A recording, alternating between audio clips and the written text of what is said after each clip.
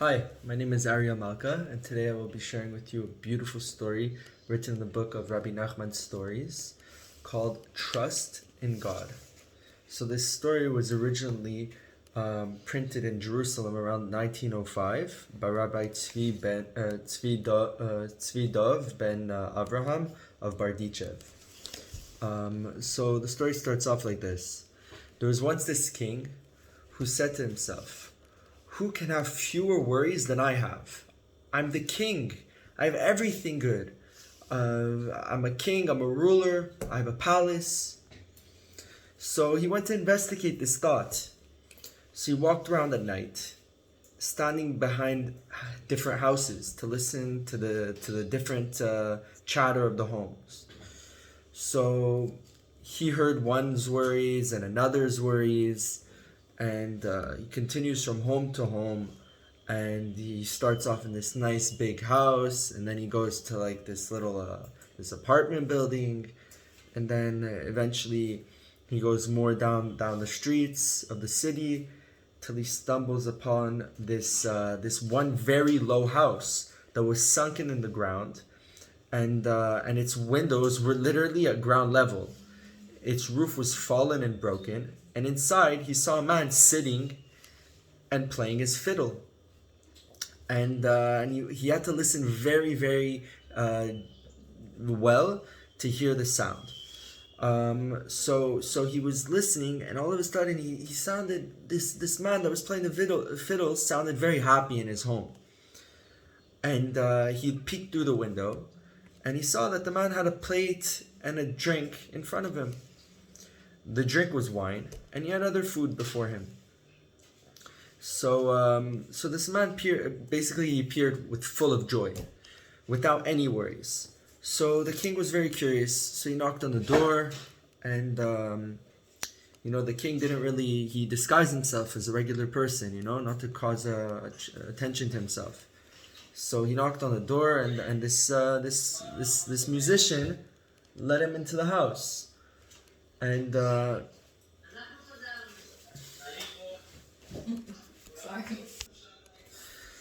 so yeah, back to the story.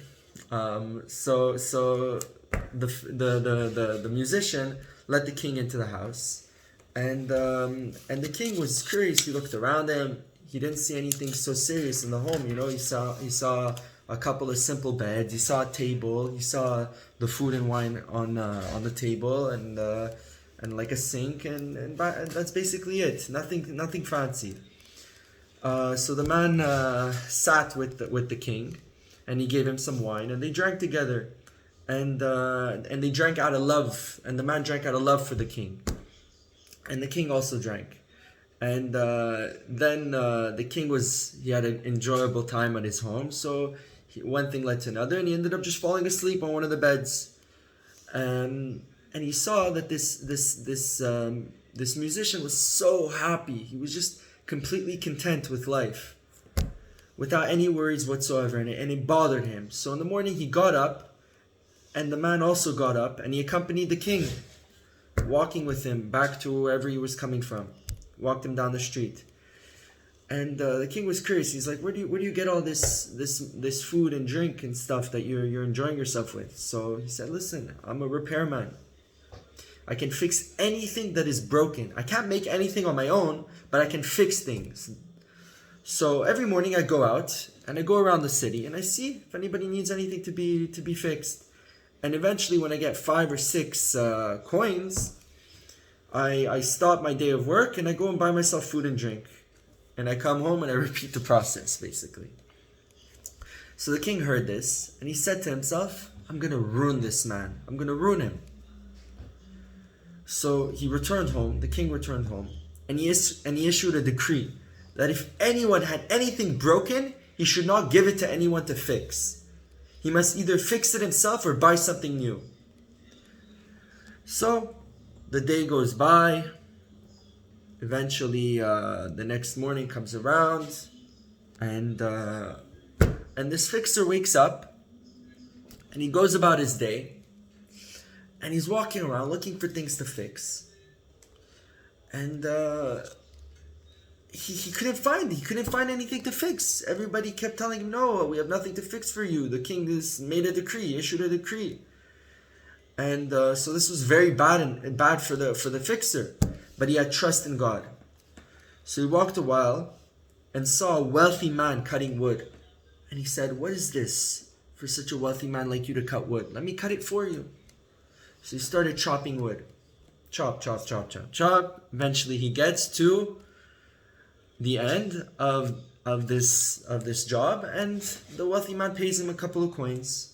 So he continues this job, going around the city, finding wood to chop for people, and eventually he gets his fix that he needs for his day. He gets his 6 gold coins, or his 6 coins.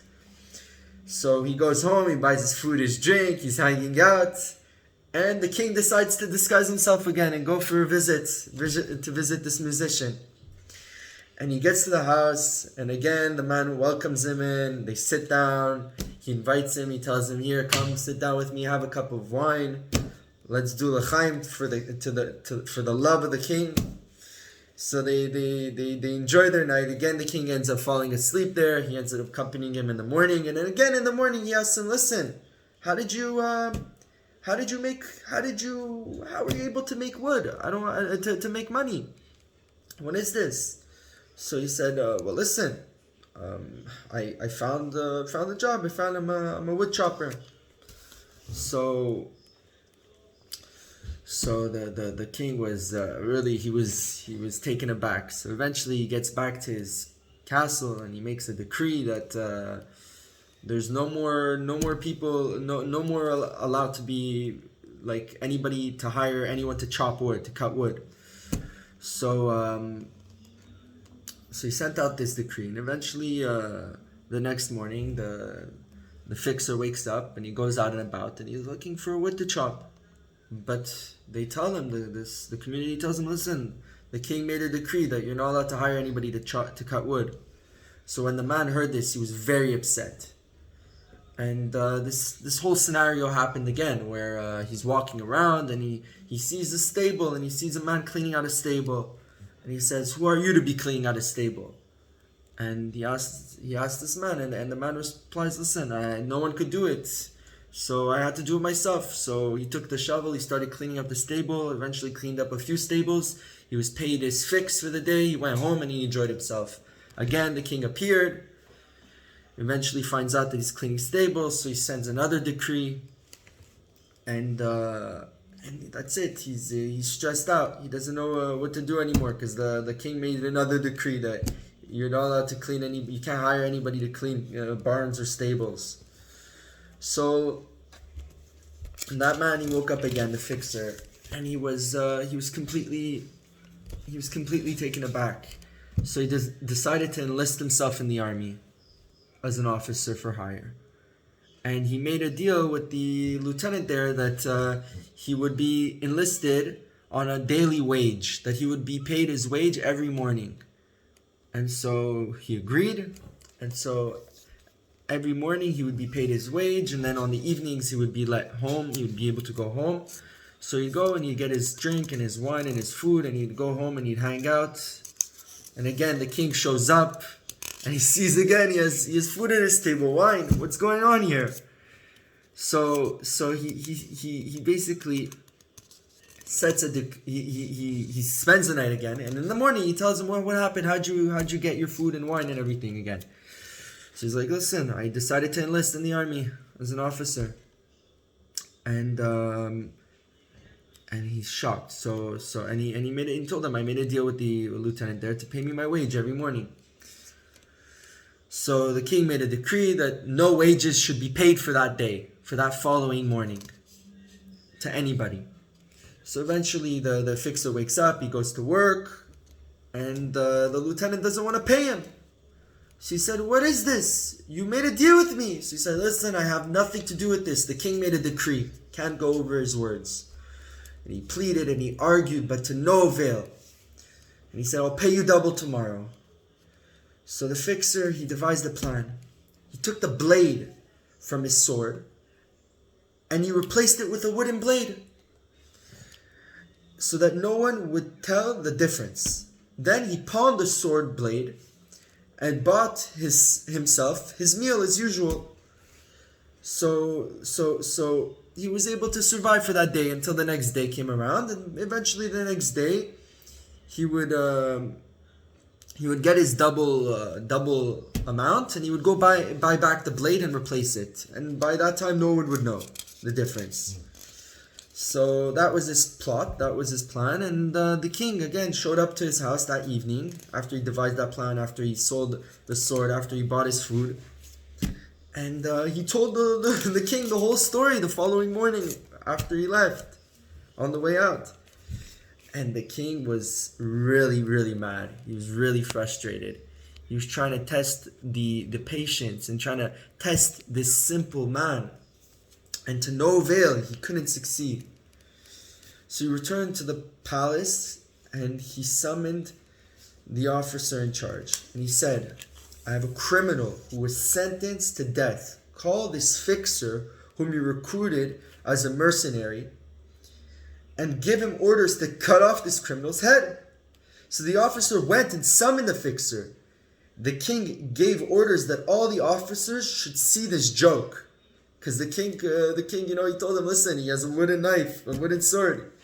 He told him that one of his soldiers had replaced the blade of his sword with a wooden substitute. So when the fixer came before the king, he fell on the ground before the king and he pleaded, Your Majesty, why did you summon me? To decapitate a criminal? I have never killed anybody in my life. Please, O king, O merciful one, have mercy on me. And the king told him, listen, there's no mercy. You're going to do this. That's why I'm ordering you to do this. Because the case is very clear that this man deserves death. So the man is like, are you sure he deserves death? Asked the fixer. Maybe the case is not clear. Maybe he doesn't deserve to die. I never killed a man in my life. How can I now kill someone who might not even deserve to die? So he says like this man, there is no question. The king says there is no such question whatsoever that he doesn't deserve to die. Replied the king. The verdict is unanimous, and you must be the one to carry out the sentence and execute him. So the fixer saw that he would not be able to dissuade the king. So he looked up into Shamayim, into heaven, and he said, God Almighty, I never killed a person in my life. If this man does not deserve to die, let the blade of my sword turn to wood. So with that, he drew his sword, and everybody saw that the blade was a piece of wood. All those present had a good laugh. The king saw what a fine man that fixer was, and he let him go in peace. So I found this story to be deeply inspiring. Because what's the story called? It's called Trust in God. So what do we have to do? We have to have trust in God, emunah, that God is in charge. And if we allow ourselves to focus on the day and not on tomorrow, how will we make it today? And how will we make our parnasa today? And how will we survive in this world today? Not worrying about tomorrow, but how do we deal with our business today in a way that we're able to be calm and content with trust and faith in God? That's the point. We just have to go out through our day and know that God's going to take care of it and not worry about tomorrow.